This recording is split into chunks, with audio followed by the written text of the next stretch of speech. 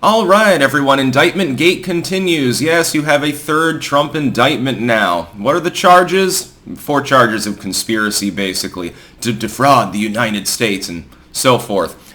These charges are even more dumb than the last 2 batches and probably more likely than not fall apart in the end. They relate to Donald Trump disseminating false information and trying to plant fake electors as part of alternative slates in some areas in order to try to offset what was happening, which was, in the wake of the election. Honk honk, printers go brr. Joe Biden wins the presidency, and Donald Trump was really, really mad at this, and he made a big stinky caca, and was crying and shitting himself, and all of these other liberal tropes, basically. And so devious Donald hatched a bunch of plans to try to overthrow the U.S. government effectively and fuck with the election, which was totally fair. Most perfect election in history. Yeah, the dude that won only one of the bellwether areas in the entire country managed to get millions more votes than any other person has ever gotten. I believe that fully, yes, and makes total sense. Anyway, the latest indictment is probably doomed. So at least with the other indictments, you have more than a handful of nonsensical charges. With Alvin Bragg, they front-loaded a shit ton of them, artificially upgraded to felonies. I think those fall flat too, and the hope with Alvin Bragg's court is basically, if we charge Trump with 40 or 50 different things, a jury is predisposed to assume guilt, and even if there's no solid proof of any individual charge, they say, well, but there are so many circumstantial charges here, he has to have done something wrong. So we find him guilty on like one of them or something like that. This is generally evidence of prosecutorial misconduct. It's not illegal, but it's frowned upon within the legal system generally. You're not supposed to stack charges in order to influence the jury. It's frowned upon. It's, if not necessarily illegal in and of itself. With Jack Smith's investigation, in the classified documents case, you have a little bit of meat on the bones if you believe, basically an audio call, because that's the only charge that matters. The only charge that specifically matters is that Trump showed other people who were unauthorized, and he admitted he hadn't declassified a secret document detailing how Iran was to be attacked. And Milley said we should do this, and Trump said no, and he kept the document. Well, that would breach the rules of the National Archive. It would break the law. But we don't have any proof that he showed it to anyone. We have an audio recording. We don't have any video recording that we know of, at least now. I'm assuming that they would have released it by now if they had video of Donald Trump doing that, because it would be damaging. That would actually do political damage to him. Although I don't think it would deny him the nomination, in all honesty. Because most Republicans have now flipped to being more anti-war. It's the Democrats that are warmongering mainly right now. Donald Trump's MAGA section of the party is more anti-war, certainly, than the the Core 9 Romney neocons, and probably would just give him credit for not having started a war with Iran, as opposed to worrying about that document that, again, we have no tangible proof actually was shown to anyone. And pointing out, of course, if you simply wave around the classified document, are you allowing anyone to read the contents? No, it has a header on it specifically to protect the document. The header is not classified. The document inside is classified.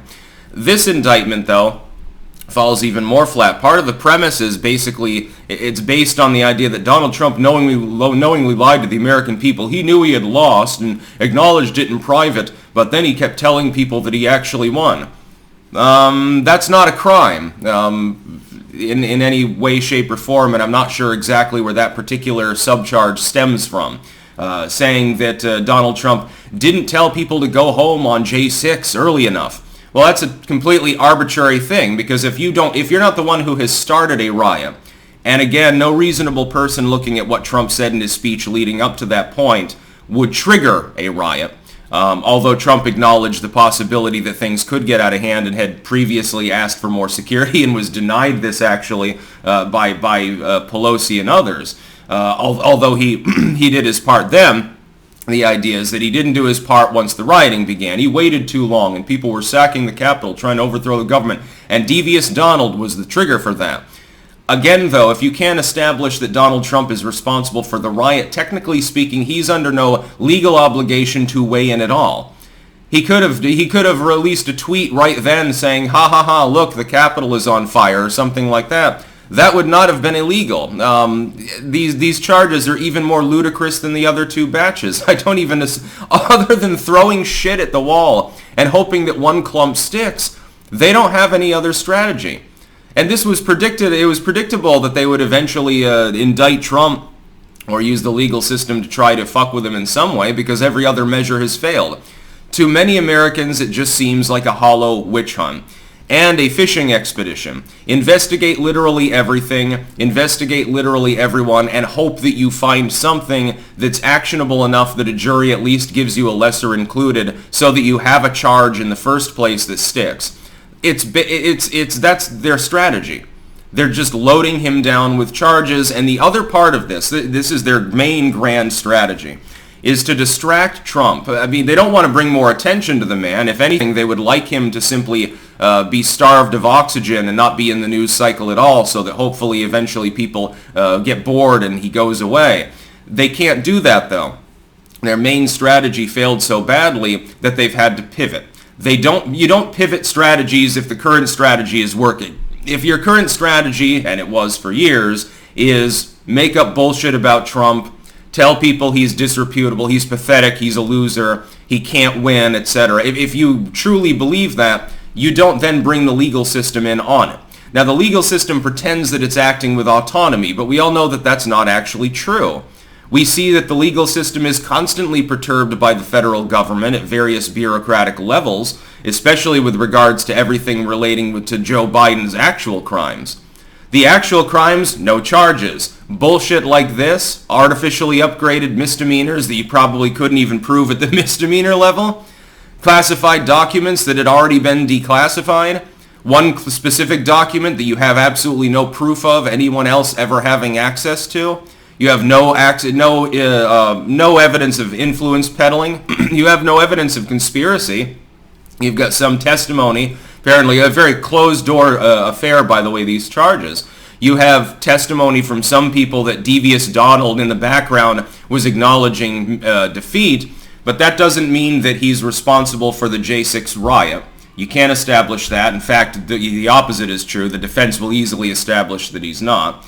You can't jail someone for knowingly lying to the American public over such an issue when that person can simply say, look, I've got First Amendment rights. It's my opinion, and I decided to do this, and the alternate electors and so forth, perfectly legal, because we thought there was funny business going on, and that will ring true for Trump's core fans anyway, so it's not going to stop him in the primary.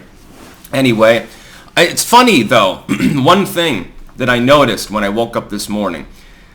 With the other two indictments, it was a big star-studded affair, especially with the first one. And by the way, Trump will fundraise off this, so congratulations. You just got him another $10 million in donations, probably.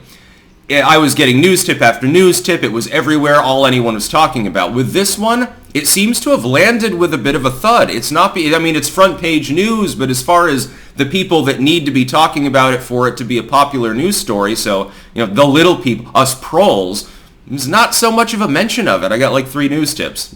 Again, we've now normalized the indictment of former presidents of the United States. By the way, this could backfire in a spectacular fashion, because there are some presidents who actually did break the law, and we know it, namely Joe Biden, who might get their comeuppance at some point in the future as a result of this. Although in Joe's case, he's pretty much ready to go out to pasture. Beating on an old man legally is probably not the greatest strategic idea. The GOP might just want to let him go and focus on other criminals within the Democratic Party that have done things legally actionable. Can anyone say Barack Hussein Obama? Yeah, the Fast and Furious, AP spying, there's a lot to go around there. Things that actually negatively impacted U.S. citizens, as opposed to, oh my God, Trump kept mementos. Oh my God, Trump misfiled some sort of business, fees as a business expense, and he's not supposed to do that, even though, again, it's a misdemeanor, even if you can establish that there was an attempt at fraud, and I don't think they have the evidence in Bragg's court for that. This is somehow even more asinine, even more ludicrous. They've managed to one-up themselves for the 3rd time in a row. That's about all. Peace out.